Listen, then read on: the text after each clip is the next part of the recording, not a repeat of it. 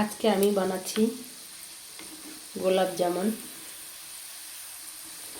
এটা দেখে মনে হচ্ছে যে বেশি ফ্রাই হয়ে গিয়েছে, কিন্তু এটা বেশি ফ্রাই হয়নি। এটা আরও কিছুটা সময় আমি ফ্রাই করব, কেননা এর ভেতরে যখন চিনির রসটা যাবে তখন এটা আরও কালার ফেন্ট হয়ে যাবে।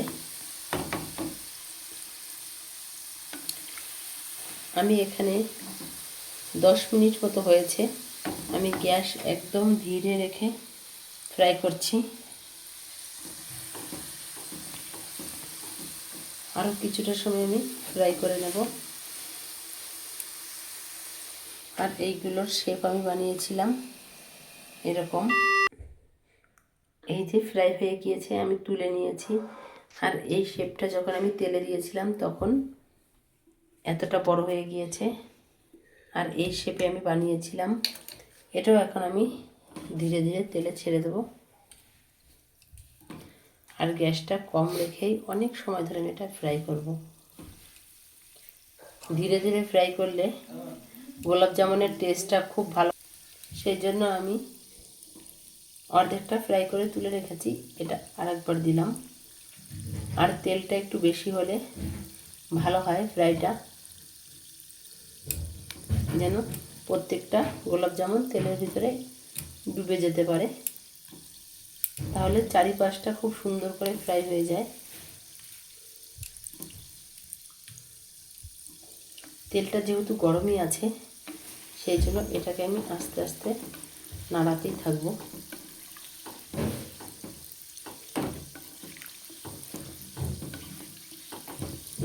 কিছুটা সময় ফ্রাই হয়ে গেলে সবাই একই রকম কালার এসে যাবে।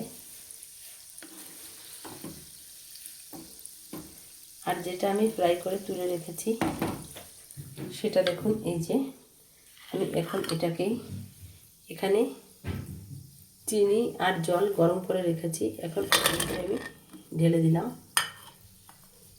ঢেলে দিয়ে আমি একটা ঢাকনা দিয়ে দিলাম। আর এদিকে আমি এটা ফ্রাই করে নেব। এটাও ফ্রাই হয়ে গেলে আমি তুলে চিনির যেই পাকটা বানিয়ে রেখেছি চিনি আর জল দিয়ে, সেটার ভেতরে আমি এটা দিয়ে দেব। এটা আমি রাতে বানাচ্ছি। এখন পুরো রাতটাই আমি রেখে দেবো ভালো করে ভেজার জন্য। যতটা টাইম রাখা যায় খুব সুন্দর করে ভিজে যাবে। আর আটাটা মেখে কখনই কেউ রেখে দেবেন না। আটাটা মাখার সাথে সাথেই বানানো শুরু করতে হয়, তাহলে গোলাপ জামের সাইজটা আরও বড় হয়ে যায়। আমি যখন বানিয়েছিলাম এটার সাইজ অর্ধেক ছিল। এটা ফ্রাই করতে করতে সাইজটা ডবল হয়েছে। এটা আরও কিছুটা সময় যখন চিনির পাকে ভিজে যাবে তখন শেপটা আরেকটু বড় হয়ে যাবে।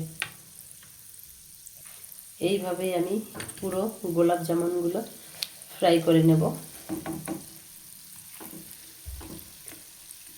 আপনাদের যদি আমার ভিডিও ভালো লেগে থাকে অবশ্যই লাইক, কমেন্ট এবং সাবস্ক্রাইব করে আমার পাশে থাকবেন। আর ভিডিওটা দেখার জন্য সকলকে ধন্যবাদ।